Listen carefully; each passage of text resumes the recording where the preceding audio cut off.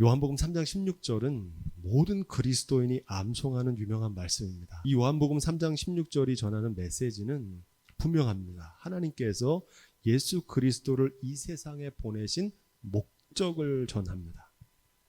하나님이 세상을 이처럼 사랑하사 독생자를 주셨으니 이는 저를 믿는 자마다 멸망치 않고 영생을 얻게 하려 하심이니라. 예수님이 이 땅에 오신 목적은 무엇입니까? 영생을 주시기 위해 오셨다는 겁니다. 우리가 신앙생활을 하는 목적도 영생을 얻기 위해서입니다. 영생은 무엇입니까? 문자적으로는 죽지 않고 오래 사는 삶이란 뜻입니다. 성경이 말하는 영생은 이 땅에서 죽지 않고 영원히 살아가는 불로불사나 무병장수, 만수무강, 불로장생이 아니라고 배웠습니다. 영생은 영혼 불멸도 아니라고 배웠습니다. 성경이 말하는 영생은 영원하신 하나님의 말씀대로 사는 삶입니다. 영원하신 말씀은 무엇입니까?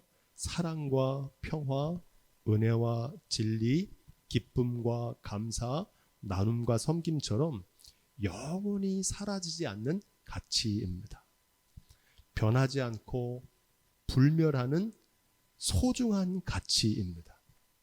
이와 반대로 물질과 명예, 건강과 외모는 소중하지만 영원하지 않습니다. 사라지는 것이고 두고 가는 것이고 변하는 것이고 내 맘대로 안 되는 것입니다. 이렇게 영원한 가치를 추구하는 삶, 영원하신 말씀을 인생의 목적으로 삼고 살아가는 삶을 가리켜서 영생이라고 부릅니다. 그래서 영생은 많은 사람들이 오해하는 것처럼 죽음 이후에 누리는 영원한 삶을 넘어서 오늘 우리의 일상에서 맛보는 참된 삶, 진정한 삶인 줄로 믿습니다. 그런 의미에서 오늘 예배하는 저와 여러분들이 영생을 사시기를 주님의 이름으로 축원드립니다. 영원하신 말씀대로 살면 어떤 변화가 있다고 배웠습니까? 하나님이 우리와 함께 하시는 삶을 살게 됩니다. 우리가 하나님의 말씀대로 준행하면 하나님이 우리와 동행하십니다. 쉽게 말하면 삶에서 우리가 사랑을 추구하면 삶에서 사랑이 넘치게 된다는 겁니다. 우리가 하나님의 은혜를 삶에서 추구하면 삶에 감사가 따라온다는 겁니다. 이것이 자석처럼 따라온다는 겁니다. 여기에 대해서 갈라디아서 6장 7절로 8절은 이렇게 말합니다. 사람이 무엇으로 심든지 그대로 거두리라. 자기 육체를 위하여 심는 자는 육체로부터 썩어진 것을 거두고 성령을 위하여 심는 자는, 따라해 볼까요? 성령으로부터 영생을 거두리라. 아멘. 성령 곧 하나님의 말씀을 심는 사람은 성령께서 영생을 거두게 하시는 줄로 믿습니다. 부와 명예, 외모와 건강처럼 영원하지 않고 썩어질 것들을 추구하면 그것들이 영원하지 않기 때문에 사라지고 무너지는 그 순간에 그것들을 의지하며 살던 나의 삶도 함께 무너져 내린다는 겁니다. 그래서 성경은 이 모습을 가리켜서 멸망에 이르게 된다, 이렇게 표현하고 있습니다. 멸망치 않고 영생을 얻으리란 말을 영어로 번역하면 long live라는 뜻입니다. 이 영생은 요즘 말로 바꾸면 지속 가능한 삶이다, 이렇게 말할 수 있습니다. 지속 가능한 삶이 무엇입니까? 오늘 인류가 지금까지 경험해보지 못했던 생존의 위기를 마주하고 있습니다.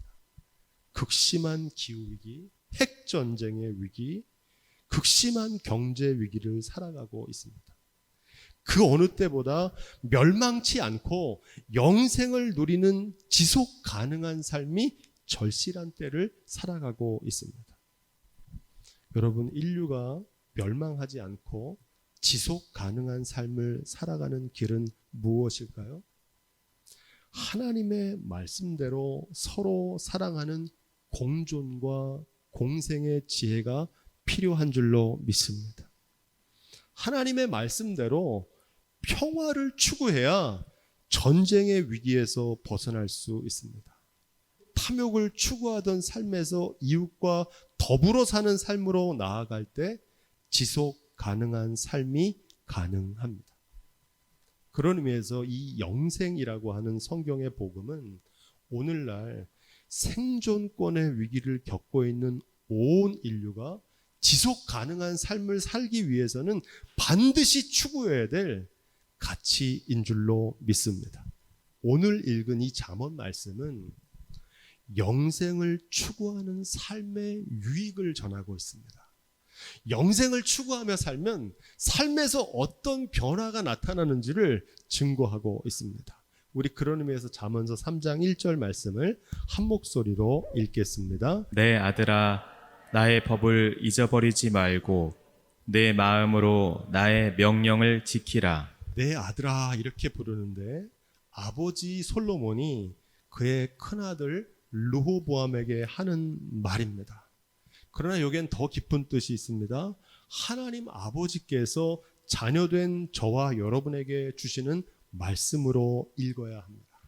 여러분, 누가 하나님의 자녀입니까? 하나님의 아들과 딸이 누구라고 성경은 이야기합니까? 말씀대로 준행하며 사는 사람이 하나님의 자녀요, 하나님의 아들과 딸인 줄로 믿습니다. 이와 달리 욕심에 이끌려 살아가는 사람들은 탐욕의 노예로 살게 됩니다. 물질을 섬기면 물질이 지배하는 삶을 살게 되고요, 물질의 노예가 됩니다. 사람을 섬기면 사람의 지배를 받게 되고 사람의 노예로 살게 됩니다. 명예를 섬기면 명예의 노예로 살게 되고 쾌락을 섬기면 쾌락의 노예로 삽니다. 하지만 하나님을 섬기면 하나님의 자녀로 사는 권세를 누리게 되는 줄로 믿습니다. 이게 성경이 전하는 복음입니다. 존재 가치가 달라지는 거고 삶의 방식이 달라집니다. 저는 오늘 예배하는 저와 여러분들이 거룩한 하나님의 아들과 딸, 하나님의 자녀로 사는 삶을 사시기를 주님의 이름으로 축원드립니다. 오늘 말씀은 영생의 유익을 5가지로 증거합니다. 영생을 추구하는 삶이 누리는 첫 번째 유익이 잠언서 3장 2절에 나옵니다. 우리 함께 읽겠습니다. 그리하면 그것이 너로 장수하여 많은 해를 누리게 하며 평강을 더하게 하리라. 아멘. 그리하면이라고 하는 건 영생을 추구하는 삶을 살면이란 뜻입니다. 앞에서 우리가 살펴봤던 솔로몬이 나의 법과 나의 율례라고 했는데 이것은 솔로몬이 정한 법과 율례가 아니라 솔로몬이 평생을 추구했던 하나님의 말씀을 가리킵니다. 하나님의 말씀을 쫓아 살면, 그리하면 어떤 일이 벌어지느냐? 그것이 너로 장수하고 많은 해를 누리게 하며 평강을 더하게 할 거라는 겁니다. 한마디로 이 세상에서도 잘 산다는 겁니다. 사랑하는 자여, 내 영혼이 잘됨같이 범사가 잘되고 강건하기를 간구하노라. 하나님의 말씀대로 살면 영혼이 잘됩니다. 그런데 영혼만 잘되는 게 아니라 이 영혼이 잘됨같이 범사도 잘되고 우리의 몸도 강건해지는 줄로 믿습니다. 이 말씀은 단순히 영생, 하나님의 말씀대로 준행하며 살면 무병장수하고 만수무강할 것이라는 말이 아닙니다. 더 깊은 뜻이 있습니다. 영어로 롱런. 영화나 작품들이 그 인기가 잠깐 반짝하는 게 아니라 오래 지속되는 것을 롱런이라고 부릅니다. 잠시 잠깐 반짝하지 않고 장기간 보존하고 오래 유지할 수 있다는 겁니다. 데살로니가 5장 16절로 18절에 사도 바울은 항상 기뻐하라, 쉬지 말고 기도하라, 범사에 감사하라. 이는 그리스도 예수 안에서 너희를 향하신 하나님의 뜻이니라. 고단하고 피곤한 인생의 여정을 더 오래, 멀리, 평안하게 사는 비결이 하나님의 뜻대로 사는 데 있는 줄로 믿습니다. 여러분, 안식일을 지키라는 주님의 명령은 하나님을 위해서가 아니라 사람을 위한 것이라고 말씀하십니다. 휴식과 쉼을 얻어야 쉴 새 없이 일하는 바쁜 삶 속에서 재충전해서 더 오래 일하고 더 멀리 갈 수 있고 더 잘 살 수 있기 때문입니다. 신명기 10장 13절은 이렇게 말합니다. 내가 오늘날 너의 행복을 위하여 내게 명하는 여호와의 명령과 규례를 지킬 것이 아니냐. 무슨 뜻입니까? 하나님이 명령과 규례를 주신 목적은 오늘 우리의 행복을 위해서라는 사실입니다. 이것을 깨닫는 지혜가 있기를 주님의 이름으로 축복드립니다. 느헤미야 9장 29절은 이렇게 말합니다. 사람이 준행하면 그 가운데서 삶을 얻는 주의 계명이다. 이렇게 말합니다. 무슨 말입니까? 주님의 말씀대로 살면 우리가 삶을 얻는다는 겁니다. 헛된 것에 소중한 삶을 빼앗기지 않고 우리의 삶을 만끽하며 살 수 있다는 겁니다. 그 축복이 저와 여러분의 것이기를 주님의 이름으로 축원드립니다. 영생을 추구하는 삶의 두 번째 유익이 3장 3절에 기록됩니다. 인자와 진리로 내게서 떠나지 않게 하고 그것을 내 목에 매며 내 마음판에 새기라. 아멘. 인자라는 단어는 히브리어로 헤세드라고 하고 헬라어로는 아가페라고 부릅니다. 그 뜻은 사랑인데 어떤 사랑이냐? 희생하는 사랑입니다. 이 인자라는 단어를 정확하게 이해하려면 그 반대말을 생각하면 됩니다. 희생의 반대는 이기심입니다. 나만 생각하는 이기적인 욕심입니다. 나만 생각하는 이기적인 욕심을 쫓아 살지 말고 다른 사람과 공동체의 유익을 위한 선을 추구하며 살아가라는 겁니다. 진리는 무엇입니까? 진리는 참된 것을 말합니다. 이 진리의 반대말은 거짓된 것입니다. 거짓말만 말하는 게 아닙니다. 헛된 것, 이게 거짓된 겁니다. 허무한 것, 이게 거짓된 겁니다. 그거 추구하며 살지 말라는 겁니다. 헛된 것이나 허무한 것에 속지 말고 영원한 가치, 진리를 추구하며 살라는 말씀입니다. 많은 사람들이 속고 사는 거짓이 있는데 그 거짓은 많이 소유하면 행복하다. 그래서 많이 소유하면 행복할 수 있다고 생각하고 많이 소유하는데 나의 인생을 겁니다. 하지만 여러분, 이것은 거짓입니다.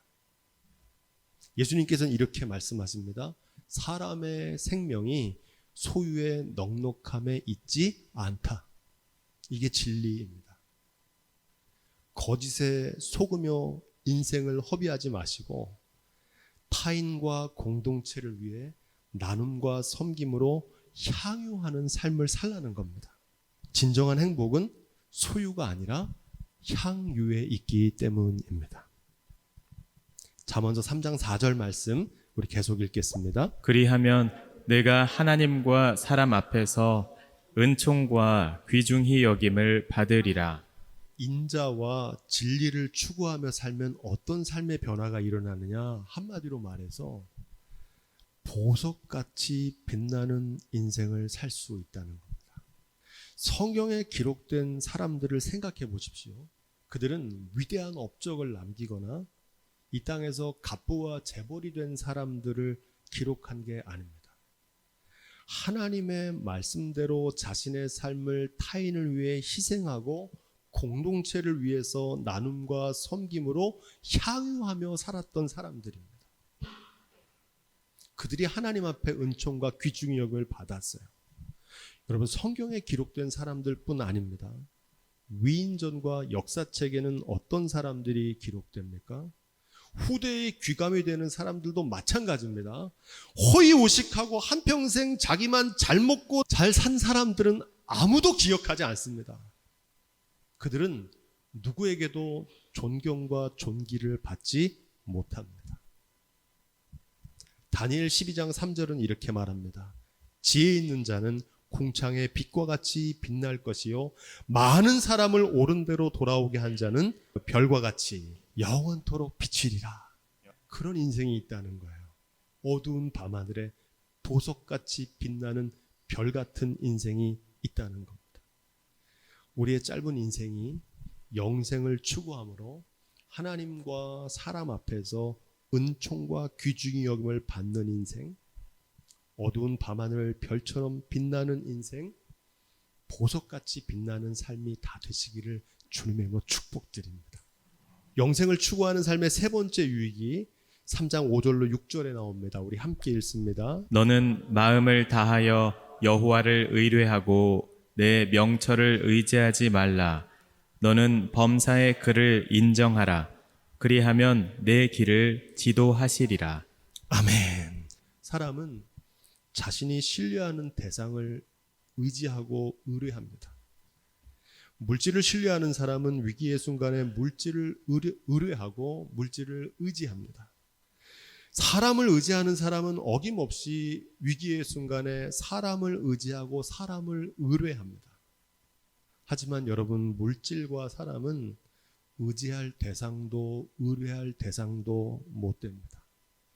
시편 62편 9절은 이렇게 말합니다. 사람은 입김이며 인생도 속임수니 저울에 달면 그들은 입김보다 가벼우니라. 이사야 2장 22절은 이렇게 말합니다. 너희는 인생을 의지하지 말라. 그의 호흡은 코에 있나니 새말 가치가 어디 있느냐. 하나님을 의지함으로 하나님이 인도하시고 하나님이 친히 보호하시는 인생들이 다 되시기를 주님의 이름으로 축복드립니다. 영생을 추구하면 이런 복을 누린다는 거예요. 영생을 추구하는 네 번째 유익이 3장 7절에 나옵니다. 스스로 지혜롭게 여기지 말지어다. 여호와를 경외하며 악을 떠날지어다. 스스로 지혜롭게 여기는 것을 가리켜서 성경은 한마디로 교만이라고 부릅니다. 인간이 저지르는 가장 큰 죄악이 교만입니다. 하나님 앞에서 교만한 게 제일 큰 악이고 제일 무서운 죄라는 겁니다. 내가 다 알고 내가 다 할 수 있다는 오만입니다. 왜 그렇습니까? 교만은 하나님을 대적하는 겁니다.